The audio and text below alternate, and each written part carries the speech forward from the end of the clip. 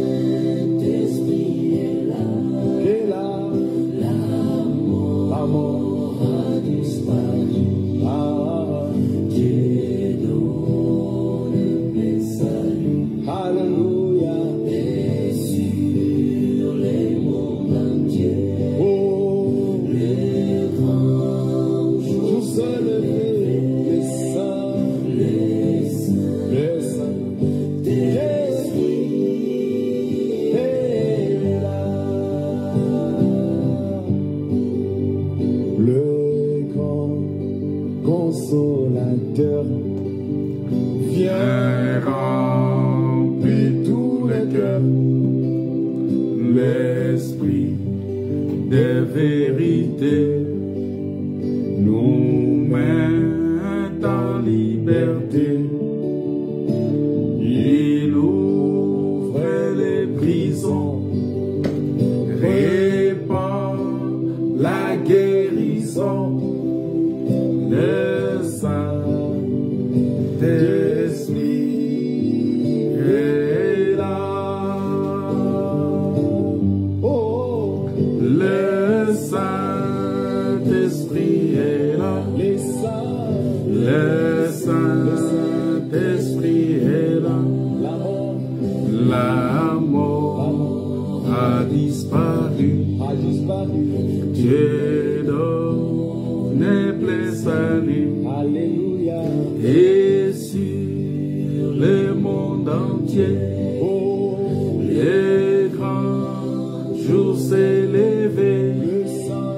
Le Saint-Esprit est là. Que tous les rachetés chantent les libertés. Christ a tout accompli.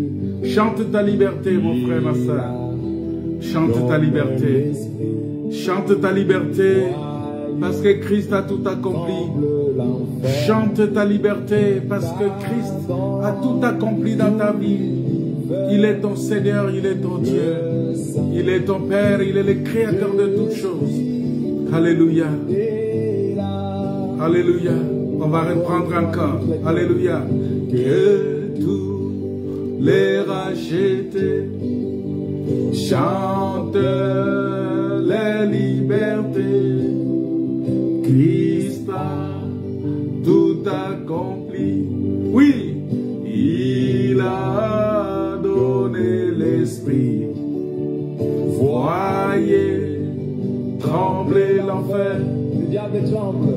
Car dans tout l'univers, le Saint-Esprit. Bien-aimé, pendant que nous chantons, je sais que le Saint-Esprit est en train de te délivrer. Le Saint-Esprit est en train de te guérir de ta maladie. Le Saint-Esprit qui est là, il est en train de te renouveler. Il est ton Dieu, il est ton Père, le Saint-Esprit. C'est lui qui connaît Dieu plus que nous. C'est lui qui connaît les secrets. C'est lui qui nous donne les secrets de Dieu, le Saint-Esprit. C'est lui qui nous révèle Dieu. C'est lui qui nous révèle le Père. C'est lui qui nous révèle la nature même de Dieu. C'est lui qui nous a dit que le Fils que vous avez, c'est lui, le Père. Alléluia. Soyez bénis. Alléluia. Que la paix, la grâce et la communion du Saint-Esprit soient votre partage. Que Dieu vous bénisse de partout où vous nous suivez et que Dieu soit votre Dieu, qu'il soit votre Père et que tous les rachetés qui sont là, que tous les saints élus qui sont là, qu'ils chantent maintenant leur liberté. Le temps de la liberté est arrivé. Ce n'est plus le temps d'être enfermé dans la religion. Ce n'est plus le temps d'être enfermé dans les dogmes. Ce n'est plus le temps d'être enfermé dans les manipulations des pasteurs. C'est le temps maintenant pour nous de chanter notre liberté, de rendre grâce à Dieu, d'élever Dieu, de glorifier Dieu, de sortir de toutes les manipulations des hommes, de sortir de tous les verbiages des hommes, de tout ce que les hommes peuvent dire. Parce que les hommes, ils veulent toujours s'attirer une foule pour garder une sorte de gloire autour d'eux. Mais Dieu, lui-même, il fait glorifier son nom au travers de tout ce qu'il te dit. Voilà pourquoi il est important pour toi. Quand tu écoutes ces chants, je t'invite à chanter ta liberté. Je t'invite, mon frère, ma soeur, à chanter, à déclarer que Seigneur, merci parce que tu m'as délivré. Tu m'as délivré des puissances des ténèbres. Tu m'as rendu capable, Seigneur, d'avoir part à l'héritage des saints. Tu m'as transporté du royaume des ténèbres. Tu m'as amené dans le royaume de lumière. Et tu m'as introduit dans la dimension de la lumière des dieux, dans la dimension de la grandeur. Parce qu'en Jésus-Christ, frères et sœurs, c'est la grandeur. C'est la grandeur en Jésus-Christ. C'est la vie en Jésus-Christ. C'est la bénédiction en Jésus-Christ. Cette communion fraternelle, cette grâce des dieux, cette main puissante des dieux qui agit au milieu de nous. Voilà pourquoi il est important, lorsque nous nous retrouvons comme ça, de rendre grâce à Dieu, parce qu'il est notre Dieu. Bien-aimés dans le Seigneur, nous sommes en train de parler de l'œuvre de Golgotha, de l'œuvre de la croix. Et pour cela, nous avons pris un texte dans Marc, chapitre 8, verset 22, où nous parlons de la guérison d'un aveugle à Bethsaïda. Un aveugle est guéri à Bethsaïda. Cet aveugle qui est guéri à Bethsaïda, la Bible dit, nous lisons la parole de Dieu. La parole de Dieu dit ceci. Ils se rendirent à Bethsaïda et on amena vers Jésus un aveugle qu'on les pria de le toucher. C'est-à-dire que Jésus est allé à Bethsaïda. Vous voyez, Jésus va à Bethsaïda avec ses apôtres, avec ses disciples. Et lorsqu'il arrive là-bas, on lui amène un aveugle. C'est-à-dire Jésus est allé dans cette ville maudite, cette ville dont il est écrit que malheur à toi, Bethsaïda, malheur à toi, Chorazin. Donc Jésus est entré dans cette ville, dans ce village de Bethsaïda. Et arrivé là-bas, la Bible dit qu'on lui a amené un aveugle. Qu'est-ce que nous comprenons? C'est-à-dire que dans cette ville, il y a beaucoup d'aveugles. C'est-à-dire que cette ville de Bethsaïda, ce village de Bethsaïda, comme j'avais dit, ça représente aujourd'hui le monde. Ça représente le monde où il y a plein d'incrédules. Parce que l'aveuglement ici, c'est aussi le signe de l'incrédulité. Et donc, on amène. Donc, Jésus va dans ce monde-là. C'est-à-dire qu'il quitte là où il était, il va à Bethsaïda. Et c'est comme, je l'avais expliqué la dernière fois, que Dieu Tout-Puissant, Dieu de gloire, lui qui est la lumière, il quitte la lumière, il quitte la gloire et il descend dans ce monde des ténèbres. Parce que dans ce monde, c'est pourquoi la Bible dit, au commencement était la parole était Dieu, la parole était avec Dieu, la parole était Dieu. Et cette parole qui au commencement, la Bible dit que c'était la lumière, en elle était la vie, et cette vie était la lumière du monde. On dit, toutes choses ont été faites par elle. Et rien de ce qui a été fait n'a été fait sans elle. Cette parole-là, si vous allez dans Genèse chapitre 1er, vous allez voir que cette parole-là, c'est la lumière. Parce que quand on dit au commencement était la parole, quelle était la première parole ou la parole qui est sortie de la bouche de Dieu? Cette parole, c'est ça la lumière. Il dit que la lumière soit. Vous voyez? C'est-à-dire en déclarant que la lumière soit, c'est ça la parole qui est sortie de la bouche de Dieu. Alors que quand Dieu a créé les cieux et la terre, la Bible dit qu'il y avait des ténèbres partout. Et cette parole qui est sortie, c'est cette parole-là qu'on appelle la lumière soit. Et cette parole-là, qui est la lumière, La Bible dit qu'en elle était la vie. Et la vie était la lumière des hommes. C'est-à-dire que rien ne pouvait être créé sans cette lumière-là, sans cette parole-là. Dieu ne pouvait pas commencer quelque chose. Dieu ne pouvait pas créer quelque chose sans qu'il puisse donner l'importance à ce qu'il est. Parce que ce qu'il est, c'est la lumière. Donc il fallait que la lumière vienne et que la lumière puisse manifester tout ce qui était en Dieu. C'est ça la création en fait. Parce que lorsqu'on considère la création, on voit les perfections invisibles de Dieu. On voit sa puissance éternelle. On voit Dieu en fait. Dieu s'est manifesté. Et ça dit que c'est la lumière qui est venue dévoiler, qui est venue éclairer Dieu, qui est venue révéler Dieu à travers la création.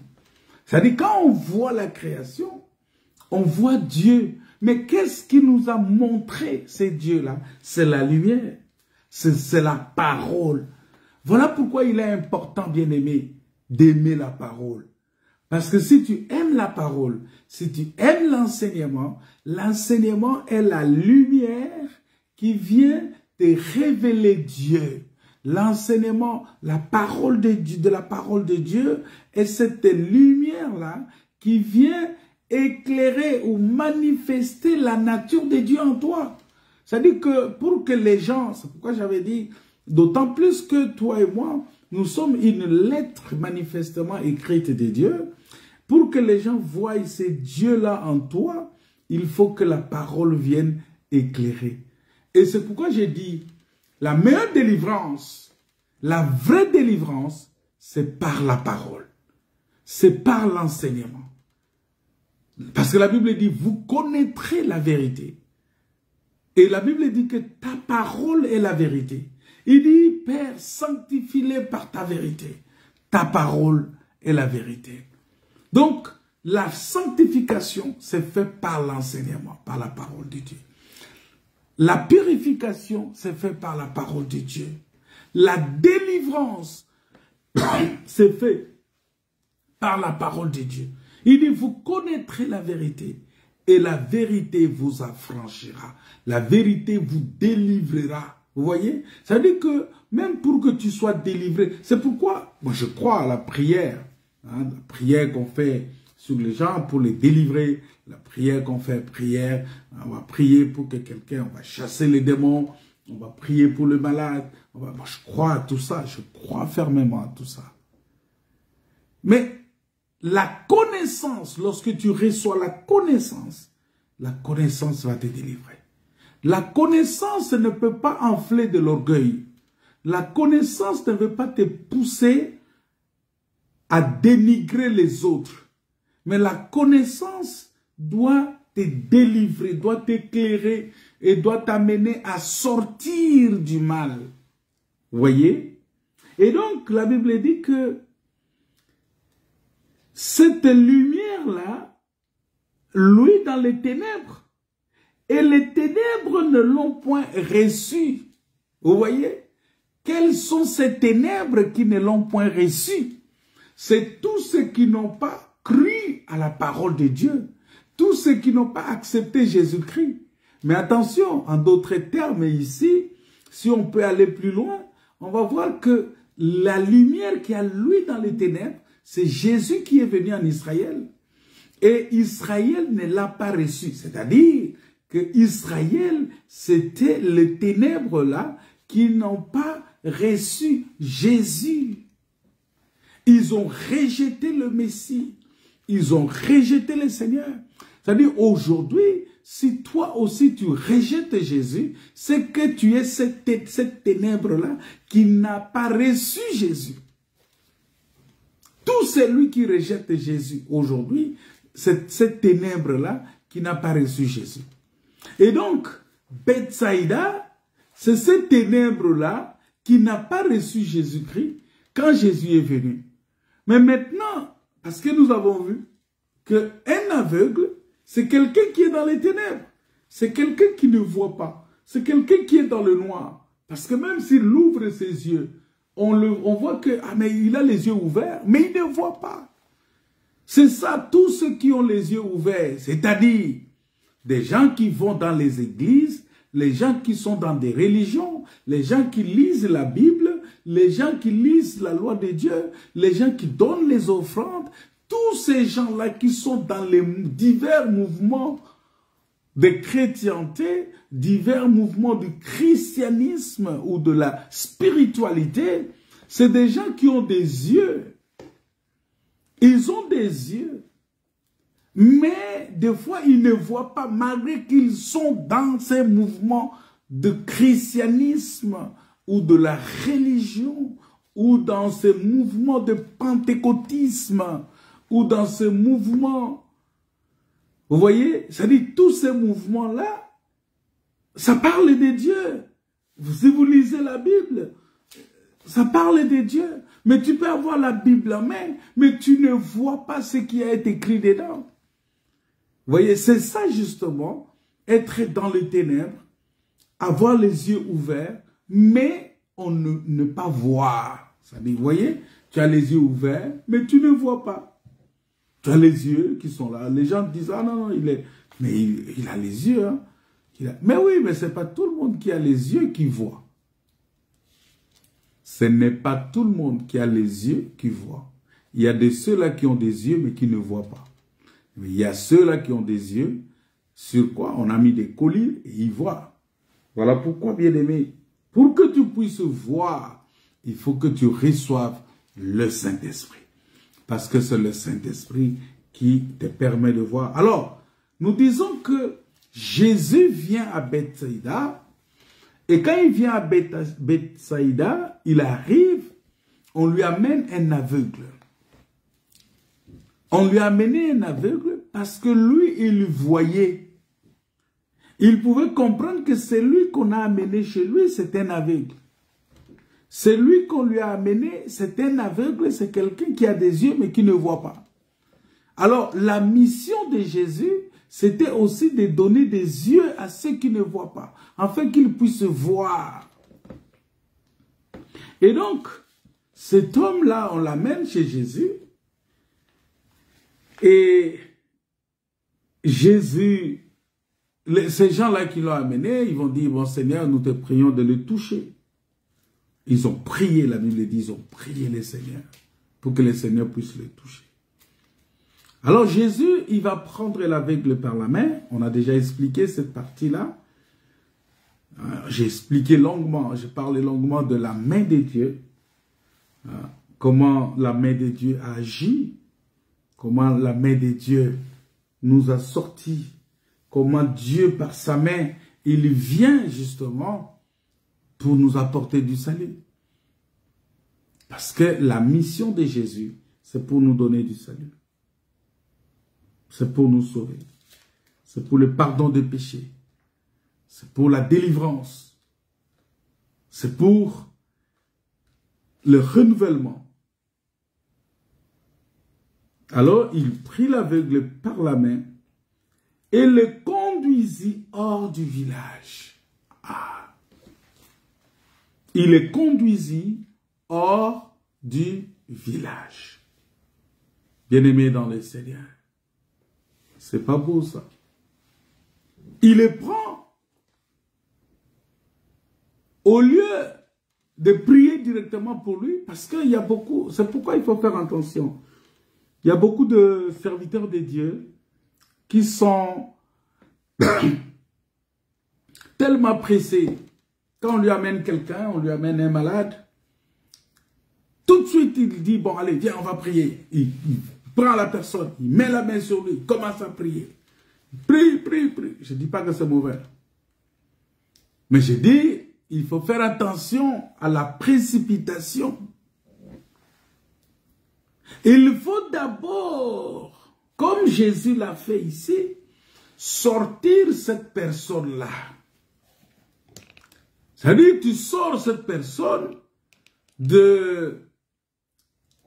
tu le prends, par la main et il sort du village. Et cet acte-là, c'est quoi? Ça veut dire qu'il lui faut enseigner. Le miracle ne vient pas avant l'enseignement. C'est l'acte que, c'est ce que Jésus veut dire ici. Que le miracle ne vient pas avant l'enseignement. Le miracle vient après l'enseignement. Et même Marc chapitre 16 démontre ça. Marc 16 dit ceci, que voici les miracles qui accompagneront ceux qui auront cru. Vous voyez? Ça veut dire que le miracle accompagne ceux qui ont cru. Or, tu ne peux pas croire sans l'enseignement. Parce que la Bible dit dans Romains que la foi vient de ce qu'on attend et ce qu'on attend vient de la parole de Christ. Voyez-vous? Ça veut dire que Jésus a fait un acte. C'est un acte d'un prophète. Il le prend par la main, il le sort du village, il le sort hors du village. Ça veut dire quoi? L'acte de faire sortir quelqu'un hors du village, c'est ça, transmettre la vérité. C'est ça. Ça veut dire que Jésus voulait d'abord les guérir spirituellement. Il voulait d'abord lui ouvrir les yeux spirituels, qu'il comprenne qu'il ne peut pas continuer à rester dans ce village qui est sous la malédiction, dans la vie du péché, dans la mauvaise vie. Il faut qu'il soit délivré des puissances des ténèbres. Et donc Jésus va les sortir. C'est pourquoi nous disons que le premier miracle qui s'opère dans la vie d'un enfant de Dieu, ce n'est pas que tu étais stérile, tu as commencé à enfanter, ce n'est pas que tu avais un problème d'argent et tu gagnes l'argent, ce n'est pas parce que tu manquais du travail, on a prié pour toi, tu as le travail, ce n'est pas parce que tu ne pouvais pas te marier et tu t'es marié, ce n'est pas parce que tu étais malade et tu es guéri, non. Le premier miracle qui doit s'opérer dans la vie d'un enfant de Dieu, c'est ce miracle-là d'être transformé, de sortir du monde des ténèbres et de rentrer dans le royaume de lumière. C'est ça le premier miracle. Et cela se fait par l'enseignement.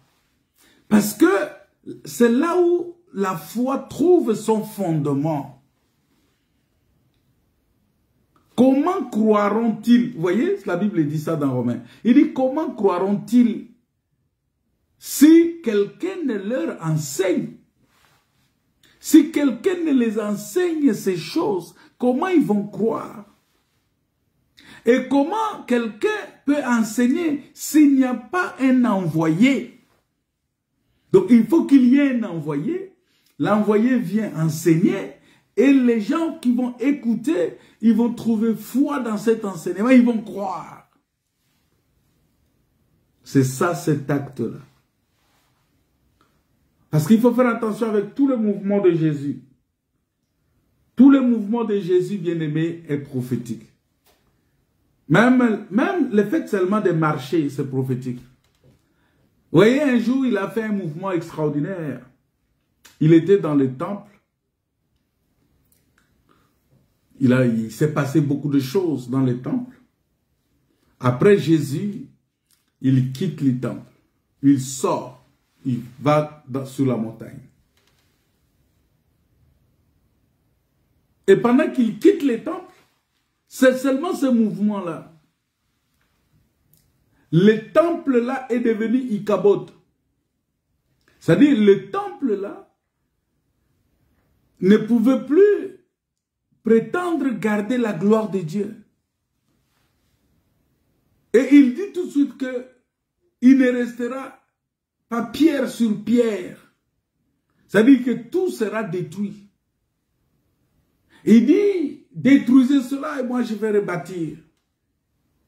Vous voyez? C'est-à-dire, l'acte seulement, le mouvement seulement de Jésus, c'est tout un enseignement. C'est un grand mouvement. Et Jésus, dans le corps humain, c'était tout un prophète. Et tous ces mouvements étaient scrutés de près. Et pour les enfants de Dieu, quand Jésus fait quelque chose, il faut vérifier cela. C'est comme le mouvement, le jour où il a célébré la Pâque. Quand il a célébré la Pâque, il a mangé la Pâque avec ses apôtres. Après, la Bible dit que il se lève, il enlève son manteau.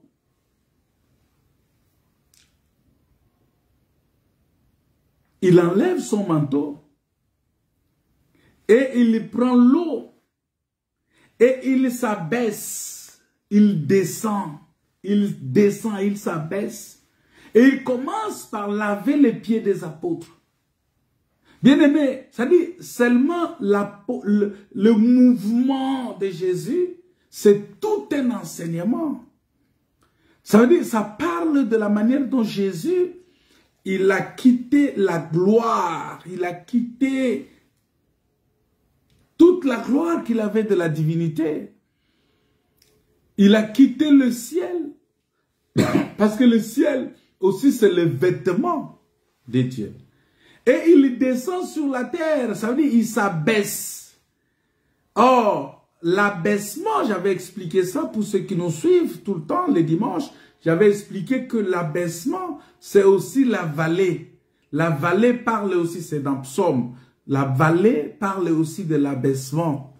C'est-à-dire que lorsqu'il s'est abaissé, ça voudrait dire tout simplement qu'il a traversé l'ombre de la mort. Il est dans la vallée où il doit souffrir. Et c'est pourquoi? Parce que il y a beaucoup de gens qui donnent des fausses prédications aux gens. Que quand tu crois au Seigneur, c'est fini la souffrance, c'est fini les épreuves. Ça, ce sont des faux prédicateurs. Il ne faut même pas les suivre. Oh, un enfant de Dieu ne souffre pas, c'est faux. Il faut être véritablement un brigand pour enseigner comme ça. Oh, quand tu souffres, c'est que tu n'as pas Dieu. C'est faux. Un enfant de Dieu est appelé à traverser des moments difficiles. Un enfant de Dieu est appelé aussi à souffrir dans sa vie. Un enfant de Dieu peut tomber malade. Un enfant de Dieu peut manquer l'argent. Un enfant de Dieu peut manquer aussi, passer aussi des moments très difficiles dans sa vie. Mais la différence est que, comme la Bible dit, le malheur atteint souvent le juste, mais l'Éternel la délivre toujours. C'est-à-dire que le Seigneur ne t'abandonnera pas. Il ne te laissera pas traverser ce moment jusqu'à la fin, parce que pour ne pas te perdre, c'est comme Job. Quel que soit le cas de figure, le Rédempteur, ton Rédempteur se relèvera toujours. Le Seigneur viendra toujours te secourir. Il viendra toujours te délivrer. Il viendra toujours te sauver. C'est Dieu là. C'est Dieu grand, c'est Dieu redoutable. Et donc Jésus, ce mouvement-là, le fait d'abandonner, d'enlever le manteau qu'il avait sur lui et de s'abaisser sur la terre, c'est-à-dire qu'il s'est abaissé, c'est-à-dire qu'il est descendu dans la vallée, dans l'ombre de la mort. Donc il devrait traverser maintenant cette vallée-là. Et il s'abaisse, qu'est-ce qu'il fait? Pour une mission, quelle est cette mission-là? C'était de purifier les apôtres. Parce que, malgré qu'ils se lavaient, mais ils n'étaient pas purs.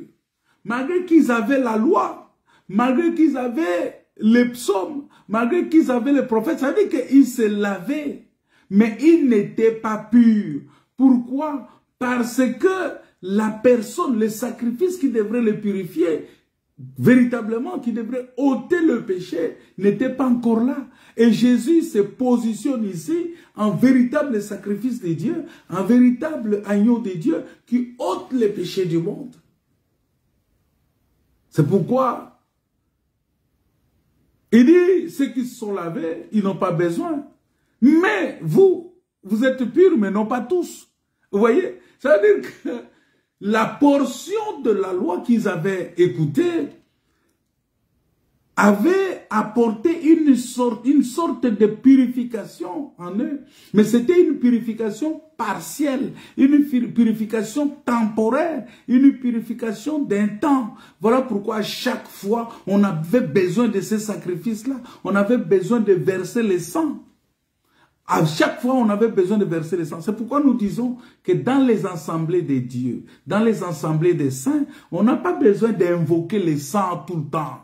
On n'invoque pas le sang de Jésus-Christ tout le temps. Oh, nous invoquons le sang de Jésus aujourd'hui. Seigneur, verse ton sang. Non, il a versé le sang une fois pour toutes. On ne peut plus invoquer le sang aujourd'hui. Ça, c'est quelque chose que nous allons peut-être parler de ça un autre jour. Et donc, Jésus s'abaisse. Jésus descend à Bethsaïda.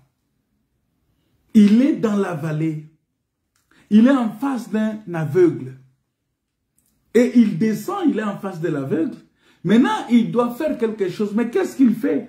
Il doit commencer directement par la guérison physique. Il doit guérir spirituellement d'abord. Oh, la guérison spirituelle, c'est cet acte-là qu'il a fait. De prendre cet aveugle par la main et de le sortir. Bien-aimé, de le faire sortir hors du village. Alors, quand il le prend, il le sort hors du village, c'est en ce moment-là qu'il commence maintenant l'opération. Maintenant, c'est quoi le fait de le sortir hors du village? Parce que c'est ce que Dieu a fait. Parce que cet acte, bien-aimé, est tellement significatif. Et c'est un acte qui est aussi tant significatif que prophétique. Parce que cet homme, il habitait le village de Bethsaïda. Il habitait dans ce village-là. Mais Jésus, quand il vient, il veut d'abord le sortir de là-bas avant de le guérir. Il veut d'abord le sortir de là-bas avant de le guérir. Pourquoi? Parce que Bethsaïda ici typifie le monde. Bethsaïda ici, c'est comme ce pays-là, maudit par Christ. Ce pays-là qui est l'image du monde. L'image d'un lieu où il y a vraiment, véritablement l'idolâtrie. Voilà pourquoi je voudrais qu'on prenne un texte qui va nous permettre de parler de ce mouvement-là, de les sortir du village. On va lire un texte dans le livre de Genèse, chapitre 12, verset 1. La parole de Dieu, Genèse, chapitre 12, le verset 1. La parole de Dieu dit ceci. L'Éternel Dieu dit à Abraham, Abraham, va-t'en de ton pays, de ta patrie et de la maison de ton père. Va dans le pays que moi je te montrerai. Vous voyez? Je ferai de toi une grande nation et je te bénirai. Je rendrai ton nom grand.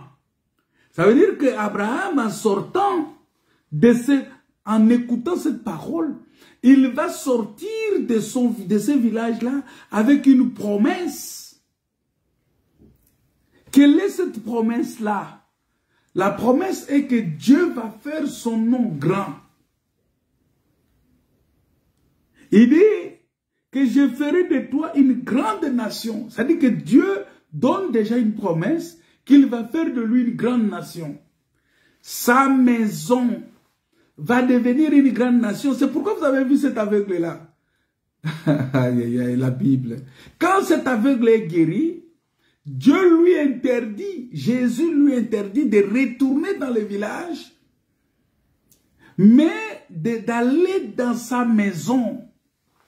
Et nous allons voir avec Abraham, vous allez voir que Dieu a interdit à Abraham de retourner dans son pays Mais par contre, d'aller dans sa maison, parce que dans la maison d'Abraham, il y a beaucoup de choses qui vont se passer. Tout celui qui veut être béni doit entrer dans la maison d'Abraham. La maison d'Abraham va être le centre de référence de la guérison, de la foi, de la purification, de la sanctification, de l'amour. Parce que c'est dans la maison d'Abraham qu'on a connu ce qu'on appelle l'amour, c'est-à-dire de donner sa vie pour Dieu. Dans la maison d'Abraham. La Bible dit que dans la maison d'Abraham, Abraham a donné la dîme de tout. Dans la maison d'Abraham, Abraham a donné son fils. Ça veut dire que c'est un sacrifice. Donner son fils, ça veut dire c'est accepter de mourir. C'est le sacrifice suprême. Ça veut dire c'est accepter de donner sa vie pour les autres. Abraham.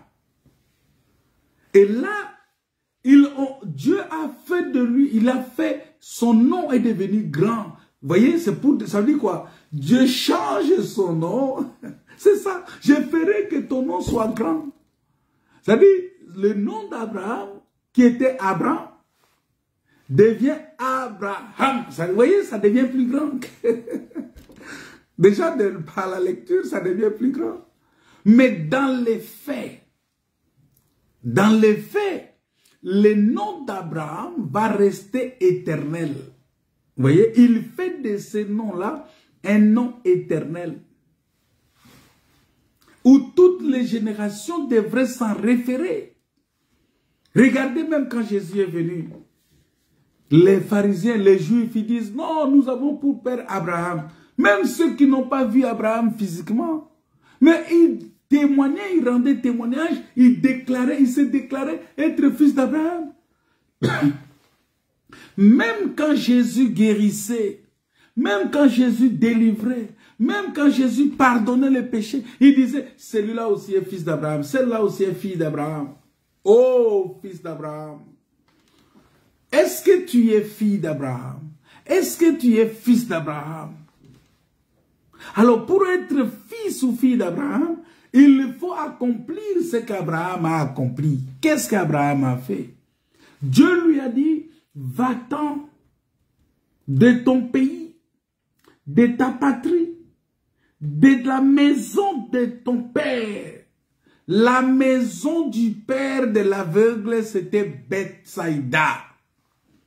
C'était la maison de ses parents. Ah, il fallait qu'il sorte de la Bethsaïda, était la maison de ses parents. La maison de son père. Il fallait qu'il sorte de là. Bien-aimé dans le Seigneur. Comme je dis, Bethsaïda. Bethsaïda, Beth veut dire maison. Bethsaïda veut dire maison du chasseur. Donc Abraham devrait sortir de cette maison-là.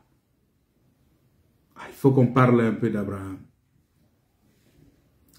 Il devrait sortir de cette maison.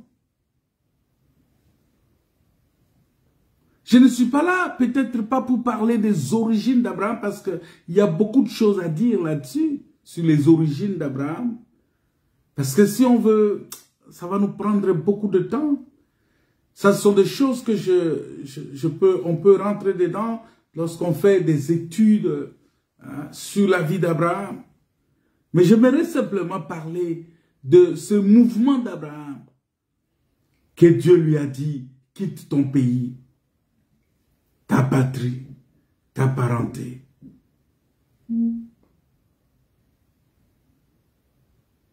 Il dit, quitte, va-t'en. C'est-à-dire que cette parole-là, qui est sortie de la bouche de Dieu, cette parole-là, c'est ça, l'Éternel le prit par la main. C'est ça, cette parole-là qui est sortie. C'est cette parole-là, c'est la parole de l'Éternel qui a sorti Abraham. Abraham ne s'est pas levé de lui-même pour dire, bon, allez, je sors, je quitte. Non, non, non, non, non. C'est la parole qui doit nous faire quitter un lieu. Aujourd'hui, bien-aimé dans le Seigneur, je ne sais pas où est-ce que tu te trouves. Mais là où tu vas, si la parole de Dieu sort et te démontre que ici c'est Babylone la grande, ici c'est la mer de prostitution, ici l'enseignement ici est amer, si la révélation de Dieu, si le Seigneur t'ouvre les yeux pour comprendre là où tu es, que ce n'est pas de Dieu, mais c'est cet enseignement-là qui va te faire quitter ces lieux-là. Voilà pourquoi tous ceux qui quittent les religions, les dénominations, les organisations, les communautés, il y a des gens qui quittent les communautés. Il faut quitter les communautés. Il faut sortir des communautés. Parce que la communauté, c'est la religion. La communauté, c'est l'organisation. C'est un système. Quand tu es dans la communauté, tu vas dépendre de la loi de la communauté, mais pas de la loi de Christ. Quand Christ va parler, on prend souvent la parole de Christ, on met dans la balance avec la parole de la communauté, et les gens préfèrent beaucoup plus utiliser la parole de la communauté. C'est ce qui s'est passé avec Jésus. Regardez lorsqu'on devrait sacrifier le Seigneur Jésus. On prend Jésus la parole, on met dans la balance de la volonté des Juifs. On dit, qui est-ce que vous voulez qu'on puisse vous sacrifier? Qui est-ce que vous voulez qu'il soit livré aujourd'hui? Qui peut mourir? Les gens ont dit, libère-nous Barabbas. Que Jésus meure, qu'il aille à la croix. Vous voyez? C'est-à-dire que les gens préfèrent sacrifier la vérité par rapport à ce qu'eux, ils veulent, leur volonté. C'est ça la communauté en fait. C'est ça l'esprit communautaire. Les gens prennent des décisions comme ils veulent. Les gens parlent des choses comme ils veulent. Les gens décident. Ils disent, bon, toi tu es de notre communauté. On peut te sortir de notre communauté. C'est l'organisation. C'est la systémisation de la volonté humaine. On dit, bon, on va hiérarchiser les choses. Parce que l'organisation, la communauté, ne peut pas marcher sans l'hiérarchisation des choses. On va vous désigner. Par exemple, vous allez voir dans certaines communautés, on va dire, lui-là, il est pasteur national, celui-là, il est pasteur régional, celui-là, il est pasteur de district, celui-là, il est pasteur de région, pasteur de province, pasteur de commune, pasteur de... C'est-à-dire, on fait une organisation comme ça et les gens, c'est-à-dire, ça devient un bureau, tout un bureau. On dit, bon, nous sommes dans un bureau. Et on te dit, mais c'est quel bureau? Mais je me pose la question, est-ce que les apôtres avaient des bureaux? Est-ce que les apôtres avaient des organisations comme ça? C'est-à-dire, quand je parle de bureau ici, ce n'est pas l'espace de travail. C'est-à-dire, c'est l'organisation, c'est le système qui est mis en place. Et vous êtes censé vous soumettre des fois à ces gens-là, qui des fois n'ont même pas la connaissance de la vérité. Qui des fois n'ont même pas le Saint-Esprit. Il y a certains gens, certaines organisations, certaines structures mises en place, où les gens qui y composent n'ont même pas le Saint-Esprit. Ils raisonnent les choses de Dieu. Et vous allez comme ça rester dans une sorte de bulle de communauté dont nous sommes dans une... C'est ça la religion. C'est ça la religion. Il faut quitter les systèmes, les organisations. Il faut les quitter. Oui, il y a quelqu'un qui me dit, oui, bon, vis-à-vis de l'État, on a besoin d'être organisé, on a besoin d'être structuré. Oui, mais quand vous dites que c'est vis-à-vis de l'État, mais qu'est-ce qu'elle a à faire avec Dieu? C'est vis-à-vis de l'État.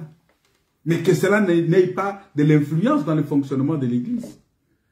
Dans la doctrine. Ça n'a rien à voir avec la doctrine.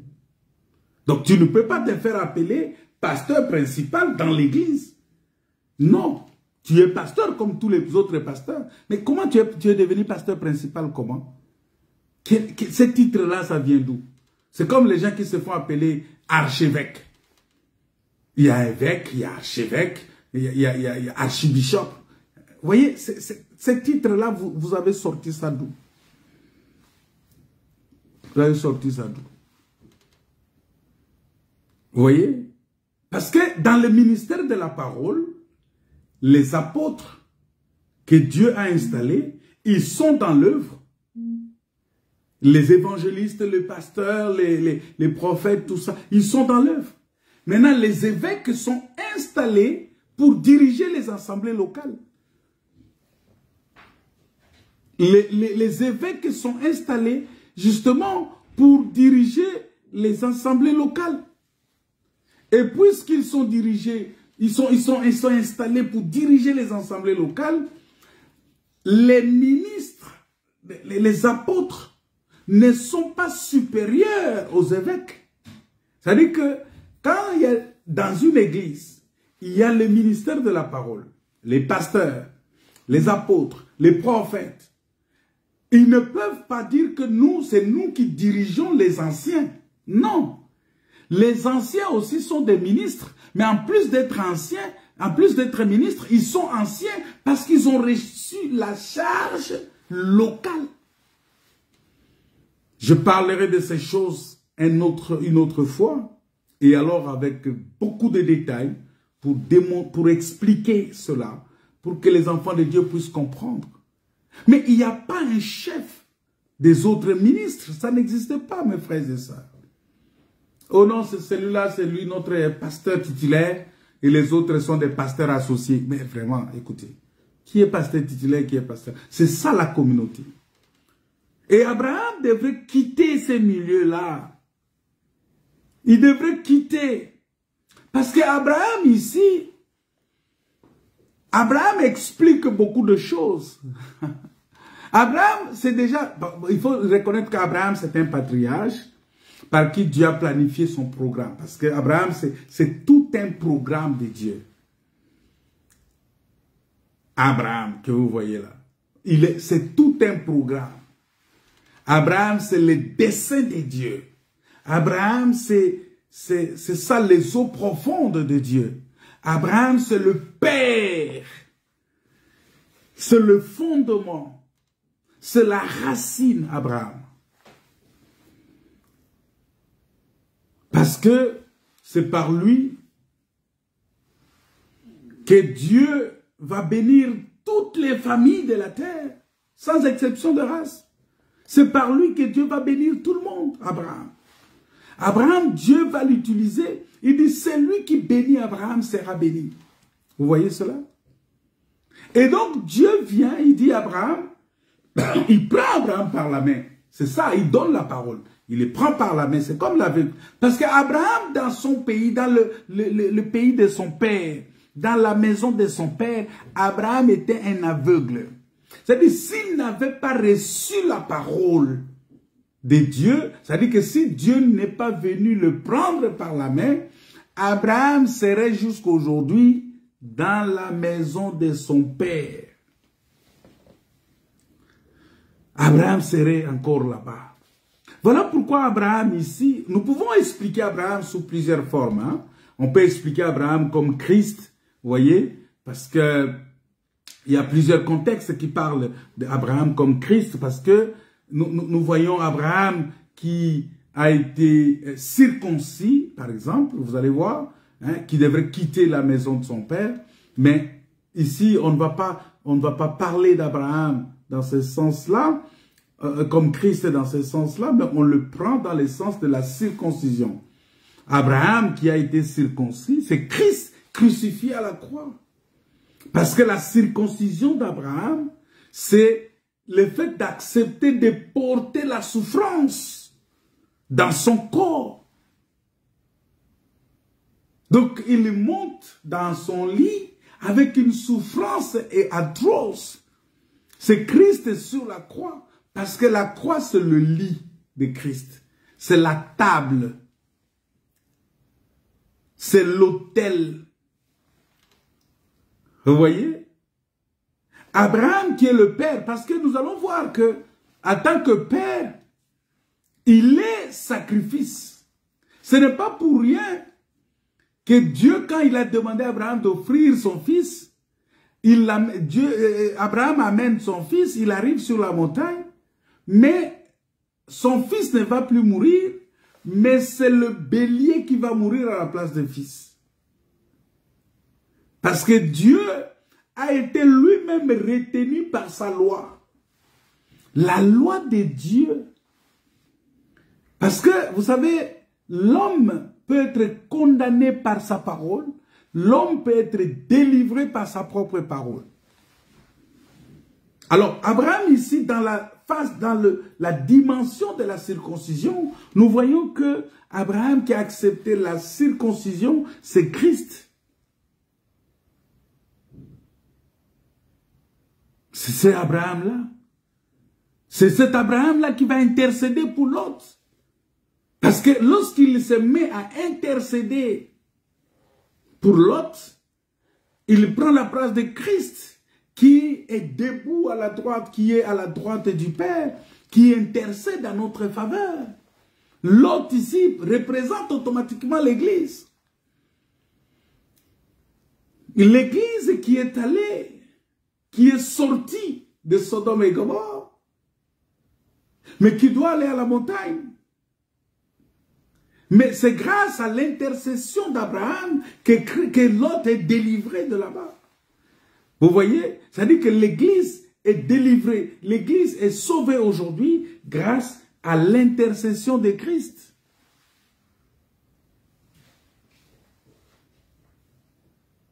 Vous voyez? Nous voyons Abraham comme Christ qui va rassembler deux peuples. C'est ça même la signification de ces deux femmes-là qu'Abraham, parce que la Bible dit ces deux femmes d'Abraham, Sarah et Agar, sont deux alliances. C'est-à-dire les deux alliances se sont accomplies en Christ. Vous voyez? C'est-à-dire que là, on peut expliquer Abraham comme étant Christ. Mais Abraham est beaucoup plus, ici dans notre contexte, dans notre texte que nous avons parlé, Marc chapitre 8, conformément à la guérison de cet aveugle de Bethsaïda, Abraham, nous allons le considérer comme tout un peuple. Et quand Dieu dit qu'Abraham doit sortir de l'Orient, doit quitter la maison, doit quitter la vanité, doit quitter le monde de la jouissance, doit quitter le péché, doit quitter l'idolâtrie, doit quitter tous ces systèmes-là. C'est tout un peuple, c'est pourquoi il dit, va-t'en de ton pays, de la maison de ton père. Ici, Abraham, c'est Adam qui doit quitter l'Orient, là où Dieu il était parti, il était en Orient. Il doit quitter l'Orient pour retourner en Éden. Bien-aimé, j'ai compris réellement, et ça je vais l'expliquer, que le Seigneur me donne l'occasion de l'expliquer. Vous savez, j'ai compris réellement que nous sommes passagers sur cette terre. Vous savez pourquoi? Je me suis rendu compte que ici, en France, quand tu meurs et qu'on va t'enterrer, il y a des périodes où la tombe peut t'appartenir.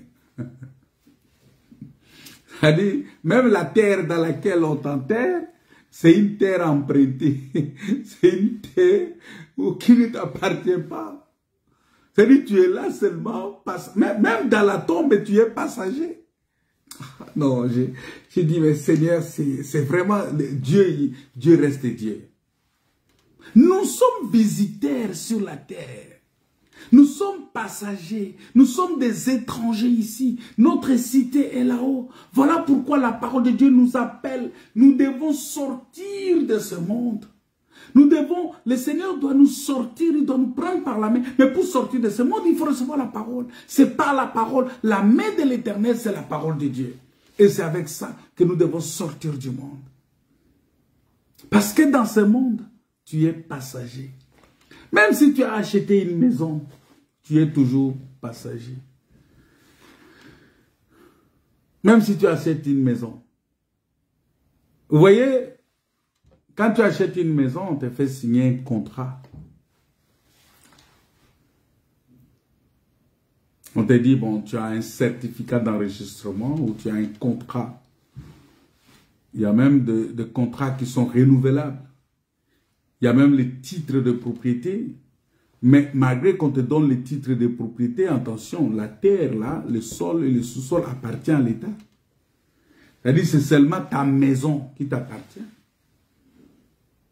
Parce que quand tu vas mourir après toi, l'État est capable de l'affecter à d'autres personnes.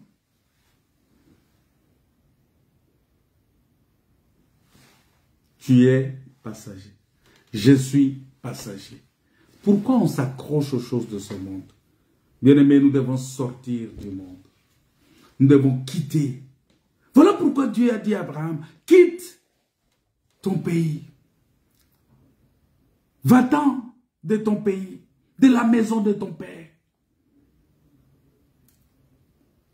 Quitte. Quitte.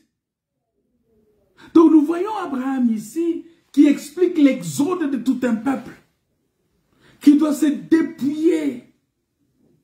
C'est-à-dire que l'aveugle ici devrait se dépouiller pour habiter sous les tentes comme un étranger sur une terre étrangère. C'est-à-dire, Jésus le sort, il l'amène, il lui dit, bon, écoute, quitte ton pays, ta patrie, ta parenté, la maison de ton père. Donc le pays là, c'est Bethsaïda, c'est le monde. La maison paternelle ou la maison de ton père, ça peut expliquer quelque chose de, vous voyez, les vaines manières héritées de nos parents. La convoitise de la chair, la convoitise des yeux, l'orgueil de la vie. Les vaines manières, les vieilles habitudes héritées de nos ancêtres, les pratiques, les traditions. Il y a des gens qui sont, c'est-à-dire que quel que soit ce qu'il fait, il se réfère toujours à la tradition. Il dit non, chez nous ce n'est pas comme ça. Mais mon Dieu, mais pose-toi la question, dans la parole de Dieu c'est comment? Il faut faire les choses conformément à la parole de Dieu et non pas conformément à ta coutume, à ta tradition. Qu'est dit la parole de Dieu? Bien-aimés, attends, on va lire un texte. Voilà pourquoi Jésus a dit que je viens pour vous donner le salut. Lorsqu'on lit la parole de Dieu, la parole de Dieu nous dit quelque chose de clair ici. Qu'est-ce que la parole de Dieu nous dit? Ne savez-vous, ne vous mettez pas avec les infidèles sous un joug étranger. Car quel rapport y a-t-il entre la justice et l'iniquité? Ou qu'y a-t-il de commun entre la lumière et les ténèbres? Jésus est la lumière. Bethsaïda était ténèbres. Il ne pouvait pas laisser l'aveugle à Bethsaïda. Il fallait qu'il les sorte de là. Je suis dans 2 Corinthiens chapitre 6. Il dit, quel accord y a-t-il entre Christ et Bélial? Ou quelle part a le fidèle avec l'infidèle? Quel rapport y a-t-il entre le temple de Dieu et les idoles? Car nous sommes les temples du Dieu vivant. Comme Dieu l'a dit, j'habiterai et je marcherai au milieu d'eux. Je serai leur Dieu et ils seront mon peuple.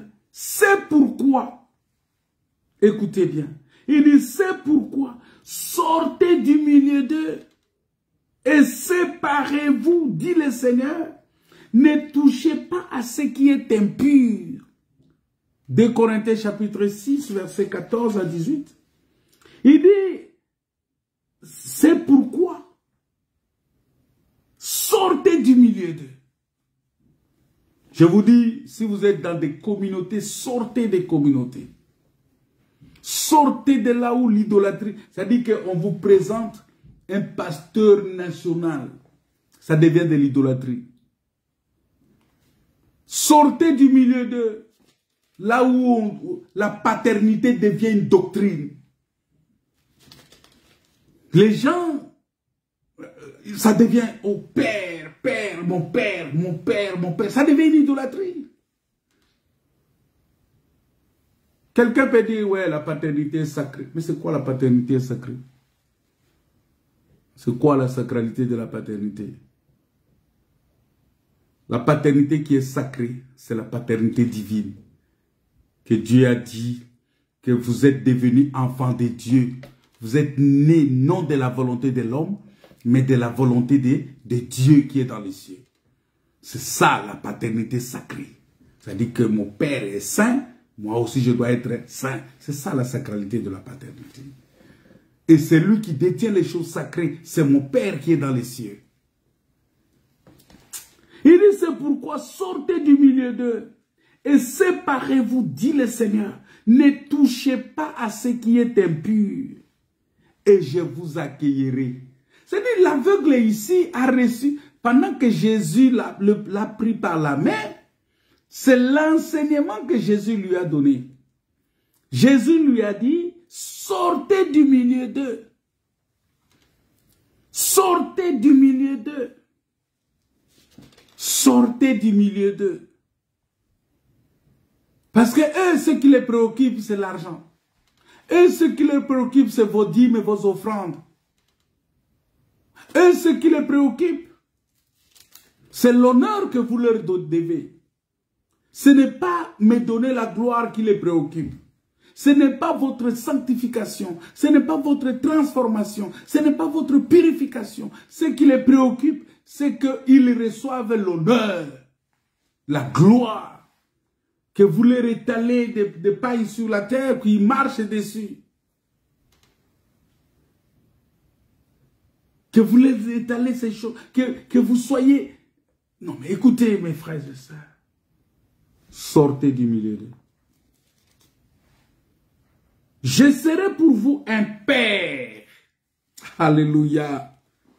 Vous voyez? Il dit, quand vous sortez du milieu d'eux, moi Dieu, ça c'est Dieu qui dit, hein? Il dit, je serai pour vous un père. Et vous serez pour moi des fils et des filles, dit le Seigneur Tout-Puissant. C'est le Seigneur qui parle ici. Il dit le Seigneur le Tout-Puissant. Dit le Seigneur Tout-Puissant. Il dit, si vous sortez du milieu d'eux, je vous accueillerai. Voilà pourquoi il doit abandonner la maison de son père charnel.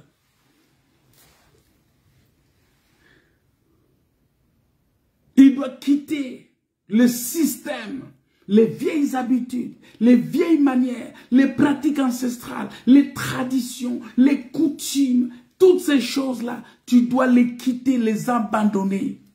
Et tu dois maintenant être transporté dans le royaume du Fils de l'amour de Dieu.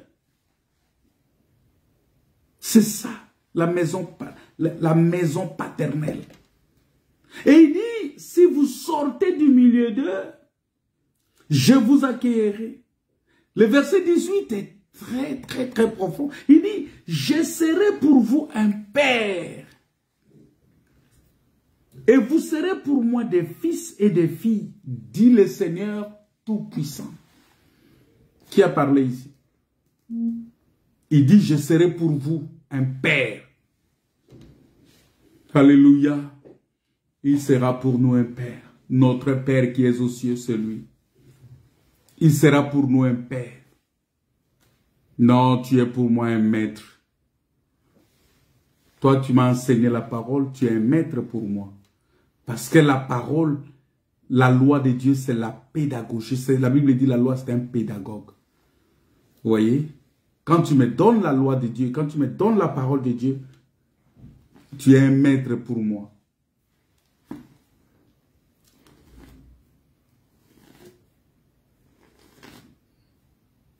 tu es un maître pour moi. Il dit, je serai pour vous un père, et vous serez pour moi des fils et des filles, dit le Seigneur Tout-Puissant. Sortez du milieu d'eux. Et c'est ce qui est arrivé. C'est ce que Jésus a enseigné à cet aveugle-là. Parce que l'homme doit quitter le péché. L'homme doit abandonner les vaines manières de vivre, hériter de nos parents, hériter d'Adam. Nous voyons cette sorte de la transmission héréditaire du mal.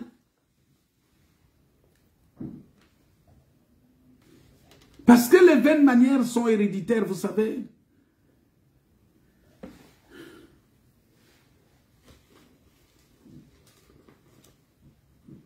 Voilà pourquoi, bien-aimés dans le Seigneur, nous devons sortir du monde.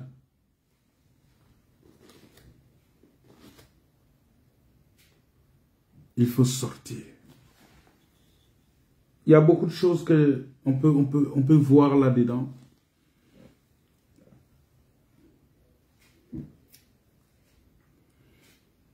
Il y a beaucoup de choses. Les vaines manières de vivre. Vous allez voir que la plupart des... Il y a beaucoup de choses que Jacob faisait. Il a hérité ça de Isaac et d'Abraham. À chaque fois qu'il se retrouvait en difficulté, il faisait recours à une façon de parler. C'est comme Abraham, il arrive en Égypte, on lui pose la question, est-ce que c'est ta femme? Il dit non, non, non, c'est ma soeur. Même s'il n'avait pas tort entièrement, mais sa soeur, oui, mais c'était sa femme. C'est-à-dire, il a utilisé une ruse pour échapper à quelque chose. Isaac a utilisé la même ruse. Jacob a utilisé la même chose.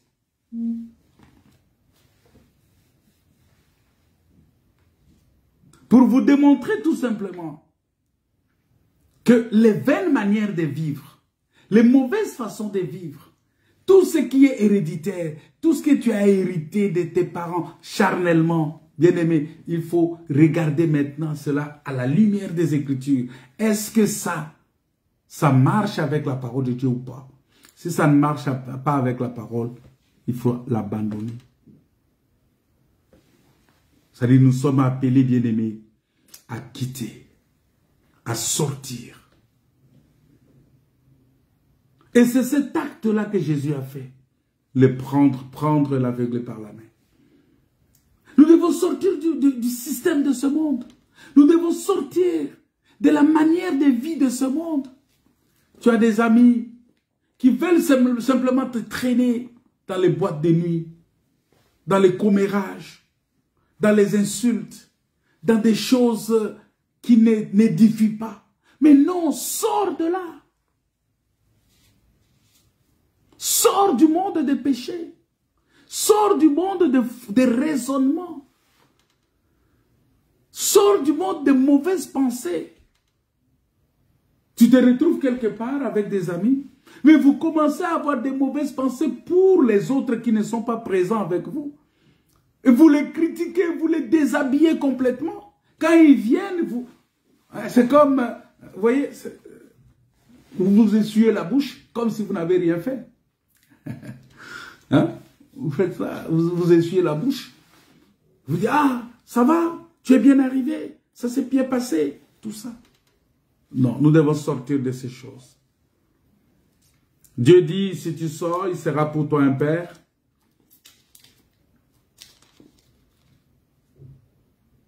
Parce que c'est ça, ce mouvement-là.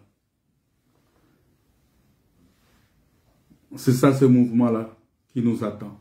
Si tu es encore dans le système de ce monde, je t'exhorte, bien-aimé, par les compassions de Jésus-Christ, à sortir du monde. Je t'exhorte, bien-aimé, par les compassions du Seigneur, à sortir du monde. Et en sortant de ce monde, tu vas rencontrer ton Père.